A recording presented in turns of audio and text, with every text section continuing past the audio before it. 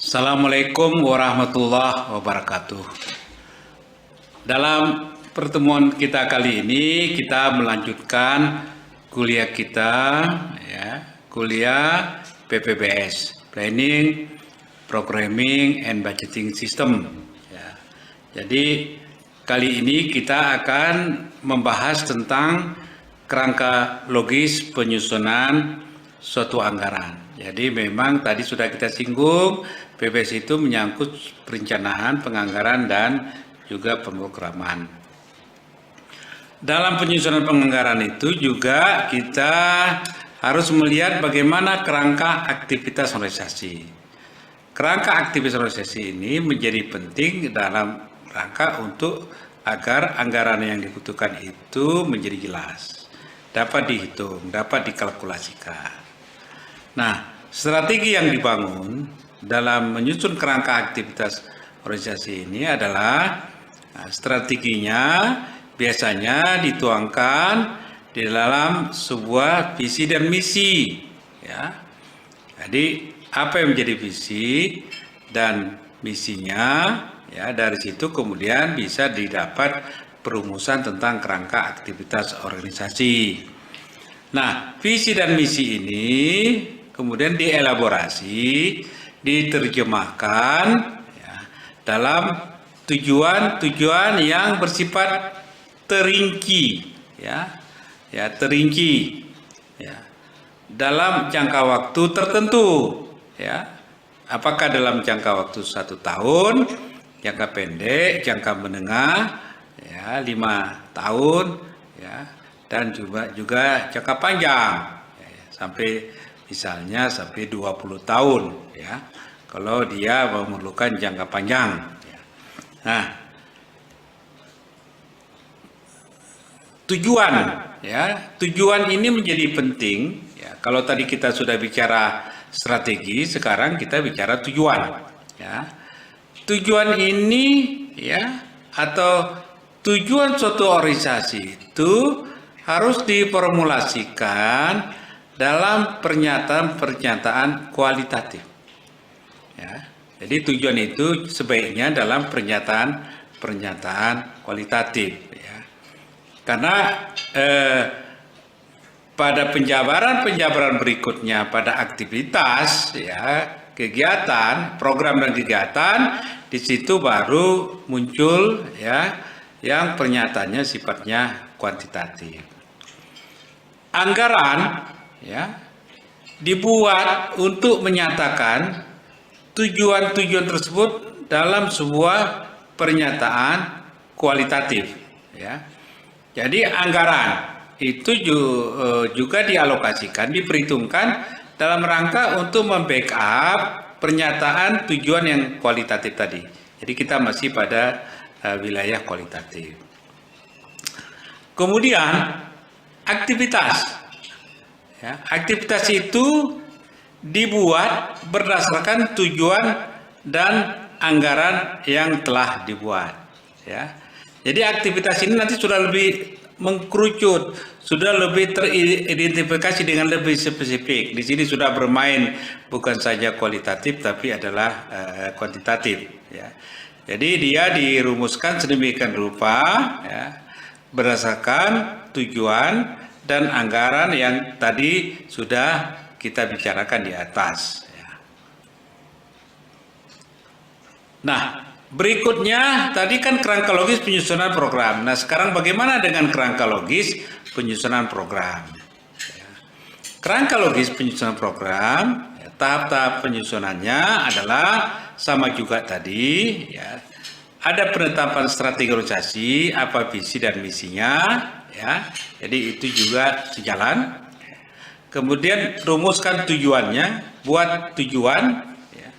Kemudian tetapkan aktivitas, aktivitas yang berkaitan dengan tujuan tadi. Lakukan evaluasi, dan yang tidak kalah penting adalah pengambilan keputusan. Jadi pengambilan keputusan ini menjadi suatu yang penting dalam rangka berjalannya organisasi itu secara lebih baik.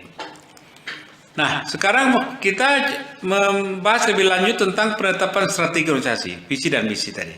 Ya. Kita semua sudah tahu lah, ya, mahasiswa ini tentu paham sudah belajar banyak lah tentang visi misi suatu organisasi, visi misi program dan kegiatan, yaitu satu tarikan napas, ya, visi misi, ya, strategi, program, kegiatan, anggaran. Nah, itu biasanya begitu, visi misi, ya, kemudian strategi untuk mencapai visi misi tersebut. Kemudian apa programnya, kemudian apa kegiatannya, dan ya bagaimana dukungan anggarannya. Itu satu tarikan napas kalau kita bisa melihat suatu kerangka organisasi. Ya. Jadi visi dan misi, ya, kita coba lebih pertajam lagi, adalah sebuah cara pandang yang jauh ke depan. Nah, jadi namanya vision, ya, punya pandangan yang jauh ke depan. Yang memberi gambaran, ya, memberikan gambaran. Gambaran itu sebut juga sering terkadang mimpi, cita-cita, ya, tentang suatu kondisi yang ingin dicapai. Bisa kondisi, bisa keadaan, bisa suasana, bisa sesuatu yang ingin dicapai oleh sebuah organisasi. Ya. Jadi memang dia sifatnya ke depan, masa depan. Bukan masa lalu, ya, bukan masa lalu, tapi adalah masa depan. Dari sudut pandang lain, visi dan misi organisasi harus dapat, ya, dalam beberapa hal. Pertama apa dikatakan? Visi misi itu harus dapat mencerminkan apa yang ingin dicapai. Jadi kalau kita membayangkan sesuatu ke depan itu yang ideal, harus kita formulasikan dalam bentuk visi dan misi. Itu menggambarkan potret cita-cita kita ke depan. Ya. Itu harus jelas. Ya. Kalau tidak, nanti beda tipis dengan mimpi. Ya. Mimpi itu adalah sesuatu yang kita inginkan, tapi tidak diikuti dengan rencana kerja. Itu mimpi. Tapi kalau visi misi itu nanti satu tarikan napas dengan program, kegiatan, dan anggaran. Ya, itu nanti berikutnya. Memberikan arah dan fokus strategi yang jelas. Jadi dari visi misi yang sudah diformulasikan tadi untuk ke depan itu, dari situ juga bisa diketahui apa yang menjadi arah dan apa yang menjadi fokus, ya, strategi, ya, yang bisa dilihat, yang jelas, yang terukur. Jadi strategi-strategi yang disusun itu tidak lepas dari visi misinya. Jadi strategi itu adalah strategi yang dilakukan untuk mencapai visi misi itu. Ya. Berikutnya adalah menjadi perekat dan menyatukan berbagai gagasan strategis, ya, yang memiliki orientasi masa depan. Maka disebut juga disebut dengan share vision, ya. Share vision itu visi bersama, itu adalah bagaimana dalam suatu organisasi itu mimpi, pada awalnya mimpi, keinginan, cita-cita orang per orang, ya, diformulasikan, disepakati dalam suatu diskusi, dibangunlah yang disebut dengan visi bersama. Share vision itulah yang nanti menjadi gagasan, ya, yang didorong, ya, sehingga dengan demikian itu menjadi disebut dengan menjadi tujuan, ya, visi misi organisasi yang semula adalah itu bagian dari tujuan visi misi setiap orang dalam organisasi. Sehingga memang setiap personil, setiap orang yang masuk dalam organisasi itu punya visi misi yang sama, disebut dengan visi bersama tadi, sehingga organisasi itu menjadi solid dan bulat mencapai visi tersebut. Kemudian menumbuhkan seluruh unsur organisasi untuk berpartisipasi.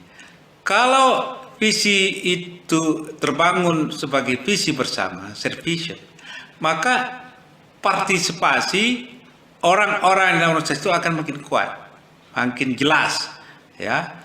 Unsur-unsur yang ada di dalamnya itu akan menyatu menjadi suatu kekuatan organisasi untuk mencapai organisasi. Sehingga organisasi itu lebih produktif, organisasi itu lebih punya power untuk mencapai tujuannya.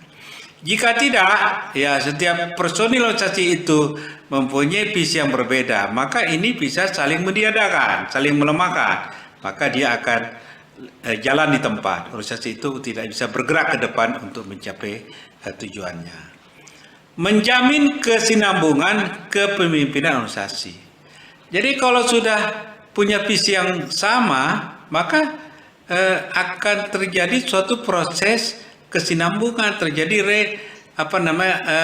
regenerasi, akan terbangun suatu keberlanjutan, akan terbangun kaderisasi, ya, sehingga dengan demikian kepemimpinan organisasi itu berjalan.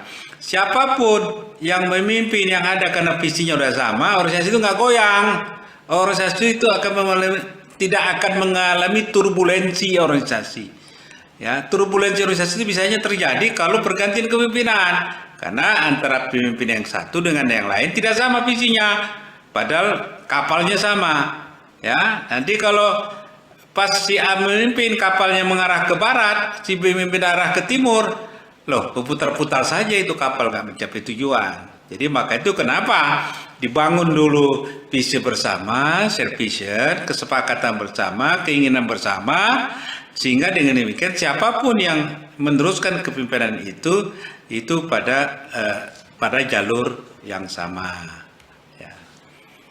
Nah, sekarang kita bicara tentang bagaimana pembuatan tujuan.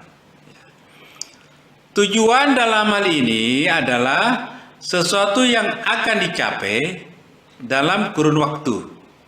Bisa 1 tahun atau yang sering disebut dengan istilah tujuan operasional. Jadi tujuan operasional itu biasanya tidak jangka panjang, ya. Jangka panjang itu lebih bersifat tujuan ideal, cita-cita, tapi kalau yang sifatnya operasional karena harus diukur, itu biasanya periodenya setahun. Setahun bisa dilanjutkan, ya, bisa kemudian dievaluasi, ya, bisa dihentikan, bisa dilanjutkan setahun kemudian dan terus menerus. Jadi ada perencanaan setiap tahun. Ya, itu memang begitu, ya. Jadi ada pengukuran setiap tahun. Setiap tahun itu pun nanti diukur juga dalam waktu yang lebih pendek, apakah triwulan, apakah semesteran, ya, atau bulanan. Itu dalam rangka in process control supaya arah target operasional itu tidak melenceng dari yang sudah direncanakan. Karena tujuan operasional merupakan turunan dari visi dan misi organisasi, maka tujuan operasional seharusnya menjadi dasar untuk alokasi sumber daya yang dimiliki. Mengelola aktivitas harian, serta pemberian penghargaan, reward and punishment bagi mereka yang melakukan tugas-tugas itu. Jadi pengukuran ini harus dilakukan dalam setiap tahun. Ya. Jadi setiap tahun itu adalah periode yang sangat penting. Kalau setiap tahun itu berjalan dengan baik, maka tahun berikutnya akan lebih mudah, tahun berikutnya akan lebih mudah, tahun berikutnya akan lebih mudah. Itu harus kita lihat seperti itu. Jadi program tahunan itu menjadi penting yang disebut dengan tujuan operasional tadi.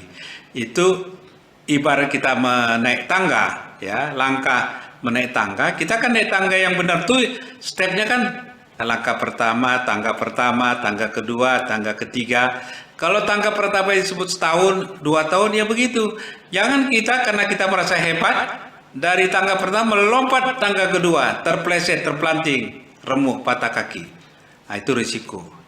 Jadi memang kenapa dibuat tangga itu dibuat berurutan, ya, itu supaya orang menapaknya itu stabil. Ya, kokoh dia, ya.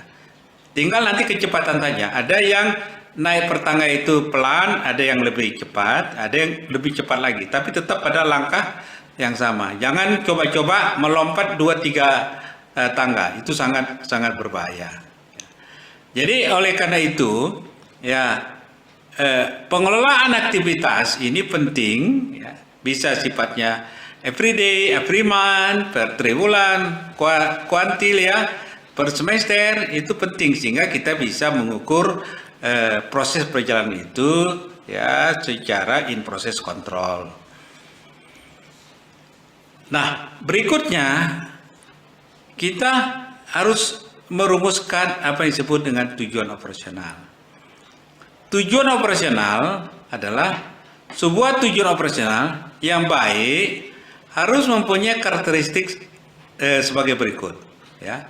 Jadi dalam rangka mencapai tujuan operasional tadi, ya, yang memang dipedomani, yang baik tadi itu ada berapa? Pertama harus mempresentasikan hasil akhir, ya. Maksudnya saya ulangi, harus merepresentasikan itu menggambarkan, ya menggambarkan, mengimajinasikan, ya, memperhitungkan, ya, bagaimana hasil akhir. Ya. Kalau hasil akhir itu juga dalam setahun, ya dilihat. Kalau hasil akhirnya itu nanti 5 tahun tercapai, ya bisa dilihat proyeksinya 5 tahun. Jadi harus merepresentasikan hasil akhir. Jadi di mana posisinya? Kalau 5 tahun dalam setahun itu di mana? Seharusnya kalau bagi rata itu kan 5 tahun berarti 20%. Apakah setahun itu tercapai 20%? Atau memang dalam setahun itu ya dia secara secara bertahap yang trennya menaik. Misalnya tahun pertama 50%, tahun kedua itu 25%, tahun ketiga 30% dan seterusnya. Ya, nanti kemudian tahun terakhir menurun. Ya, itu bisa saja, itu tergantung kepada strategi yang dirumuskan. Jadi harus merepresentasikan hasil akhir tadi, ya. Apakah itu outcome-nya, ya, dan juga bukan hanya keluaran, ya, atau output. Jadi dalam melihat potret tujuan operasional ini, kita lihat outcome-nya dulu. Outcome yang mau dicapai. Tentu dalam waktu yang lebih setahun. Ya. Nah, tidak hanya kita melihat output. Kalau lihat output itu yang sifatnya tentu program-program jangka pendek yang sifatnya adalah karakteristik daripada kegiatan-kegiatan yang dilakukan. Jadi tidak melihat keluaran saja, ya, bukan itu yang harus diutamakan, tapi dia merepresentasikan yang saya katakan tadi adalah suatu outcome. Harus dapat diukur untuk menentukan apakah hasil akhir outcome yang diharapkan itu telah dicapai. Ya. Jadi dari tujuan operasional yang dilakukan itu sudah memberikan kontribusi sejauh mana dia, ya, dapat mengambil peran dalam mencapai outcome tadi, ya, sejauh mana, ya, langkah itu bisa memang akhirnya mencapai outcome yang diharapkan. Kalau tidak, berarti ada yang salah dalam tujuan operasional itu, harus diperbaiki, ya. Harus dapat diukur dalam jangka pendek agar dapat dilakukan tindakan koreksi, corrective action. Nah, tujuan operasional ini dilakukan juga bisa untuk koreksi, ya, koreksi dalam perjalanan program itu. Apakah ada yang menyimpang, ada yang lari dari tujuan, itu segera bisa dikoreksi. Ya. Kalau dia koreksinya itu masih waktunya pendek, tentu lebih mudah. Implikasi risikonya itu lebih kecil. Kalau dia baru dalam 3 bulan, 6 bulan itu kita tahu sudah mulai menyimpang, lebih mudah meluruskannya. Tapi kalau sudah begitu lama menyimpangnya sehingga terlalu jauh terjadi gap, ya, itu memerlukan energi, memerlukan biaya, ya, yang besar untuk melakukan koreksi, ya. Jadi oleh karena itu dalam tujuan operasional itu juga sudah ada di dalamnya itu, ya, untuk upaya-upaya perbaikan jangka pendek tadi. Berikutnya adalah harus tepat, ya. Artinya tujuan tersebut memberikan peluang kecil untuk menimbulkan interpretasi individu. Ya. Jadi harus dihilangkan, ya. Kalau tidak pun diperkecil, ya, untuk yang sifatnya ya interpretasi individu. Jadi kalau interpretasi individu itu sulit diukur karena itu persepsinya tidak sama. Oleh karena itu ketepatan itu adalah standar organisasi, bukan individu. Jangan menurut saya sudah tepat ini, ya, tapi organisasi bilang oh belum tepat. Jadi itu jangan opini yang terbangun itu opini interpretasi individu, tapi harus kepada ketepatan yang dirumuskan dalam organisasi. Namun demikian, ketepatan ini seharusnya tidak berada pada perincian yang salah. Jadi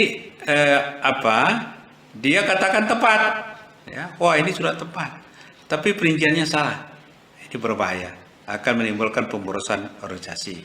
Jadi memang perinciannya juga harus tepat, ya, apa yang menjadi target pencapaiannya harus tepat. Ya, jadi skala makro dan mikronya juga harus tepat. Yang ketiga adalah penetapan aktivitas tujuan operasional akan menjadi dasar dalam penyusunan anggaran. Nah, ini penting.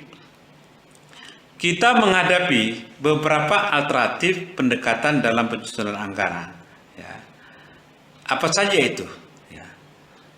Ketiga pendekatan kinerja dan PPWS yang digunakan, ya, jadi dalam rangka pendekatan kinerja yang digunakan PPWS, maka langkah yang harus dilakukan dalam penyusunan anggaran adalah penetapan aktivitas.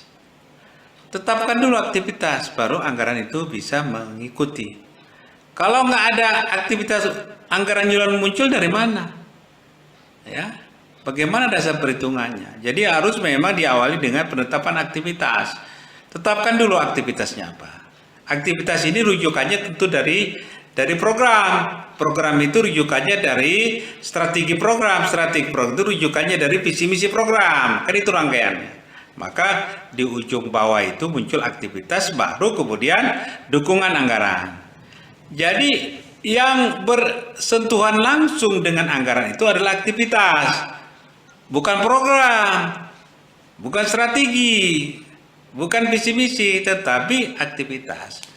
Jadi hitungan anggaran itu adalah berdasarkan kepada aktivitas. Jadi itu penting sekali supaya kita jelas, ya, dalam menyusun anggaran itu harus ditanyakan apa aktivitasnya, baru uangnya ada. Aktivitas dipilih berdasarkan strategi organisasi dan tujuan operasional yang ditetapkan, yang tadi sudah saya singgung. Jadi dia makin ditarik ke atas, ya, sampai nanti ujungnya adalah visi misi organisasi. Yang keempat adalah evaluasi dan pengambilan keputusan. Setelah pengajuan anggaran disiapkan, ya, maka dilakukanlah proses evaluasi dan pengambilan keputusan.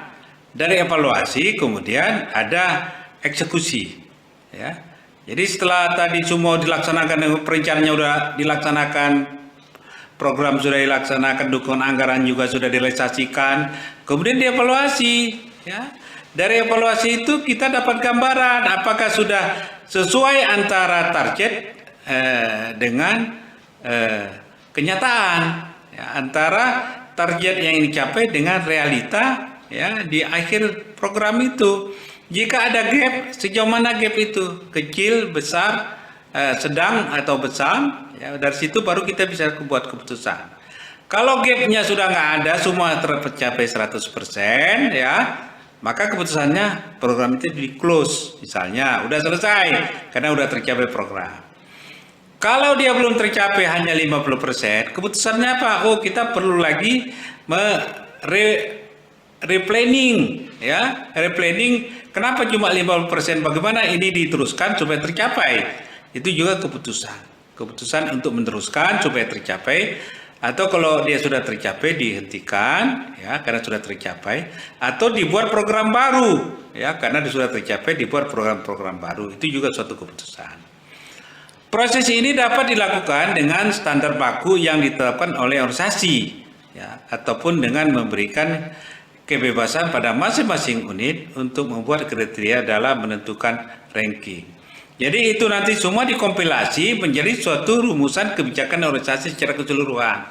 Jadi masukan-masukan dari bawah itu dalam hitungan-hitungan dia buat itu menjadi dasar basic bagi manajemen untuk merumuskan membuat kebijakan yang lebih besar. Sehingga keputusan itu memang dilandaskan oleh kondisi objektif yang ada di lapangan. Nah, untuk kuliah kita ya di semester ini ya sampai di sini dulu ya. Silakan Anda pelajari kembali bahan kuliahnya dan kemudian mencermati apa yang saya sampaikan ini sebagai bahan diskusi Anda bersama teman-teman mahasiswa yang lain ya dalam proses belajar yang dilakukan saat sekarang ini. Terima kasih. Billahi taufiq wal hidayah. Wassalamualaikum warahmatullahi wabarakatuh.